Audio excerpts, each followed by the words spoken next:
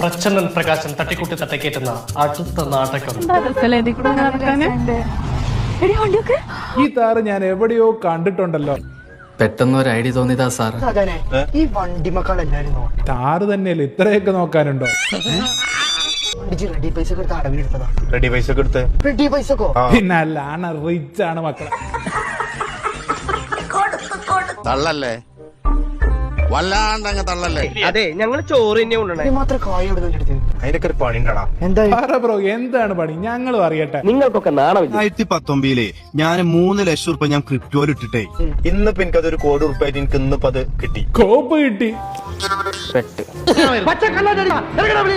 ഞാനേ നമ്മളെ മുസ്തഫ അനക്കട് പറഞ്ഞു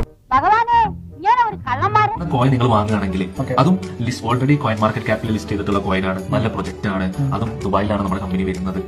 ഇന്നിപ്പോ $2500 നിങ്ങൾ 1 ലക്ഷം ഡിജിറ്റ് ഒക്കെ വാങ്ങിക്കഴിഞ്ഞാൽ വരും വർഷത്തിന് 5 ലക്ഷമോ 10 ലക്ഷമോ 20 ലക്ഷം വരെ ആവാനുള്ള സാധ്യതകളാണ് കാണുന്നത്. എന്റെ അമ്മക്ക് എന്തൊരു പെർഫോമൻസ്, എവിടെ നിന്ന് കിട്ടി ഇതിനെ?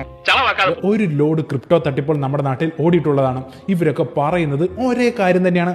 ബിറ്റ്കോയിൻ പണ്ട് ചെറിയ വിലയ്ക്ക് വാങ്ങി കുറെ പേര് ചില്ലറ കഴപ്പൊന്നുമില്ല കേട്ട് $2500 അഥവാ 2.25 ലക്ഷം രൂപയൊന്നും ഇതിൽ കൊണ്ടുപോയി ഇടരുത്. 2 കൊല്ലം 3 കൊല്ലം പോയിട്ട് അടുത്ത കൊല്ലം ഈ സാധനം ഉണ്ടാവുമെന്ന് ആർക്കറിയാം.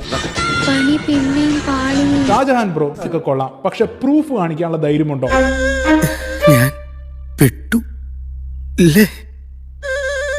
2029 3 ലക്ഷം രൂപ നിങ്ങൾ ക്രിപ്റ്റോയിൽ ഇൻവെസ്റ്റ് ചെയ്തതിന്റെയും അത് 1 കോടി രൂപയായി വിഡ്രോ ചെയ്തതിന്റെയും പ്രൂഫ് കാണിക്കാൻ സാധിക്കും. എടാ നാറി, നിനക്ക് നാണോ? അങ്ങനെ ഒരു 1 കോടി രൂപ നിങ്ങൾ വിഡ്രോ ചെയ്തിട്ടുണ്ടെങ്കിൽ എന്തായാലും ടാക്സ് അടച്ചിട്ടും ഉണ്ടാവണമല്ലോ.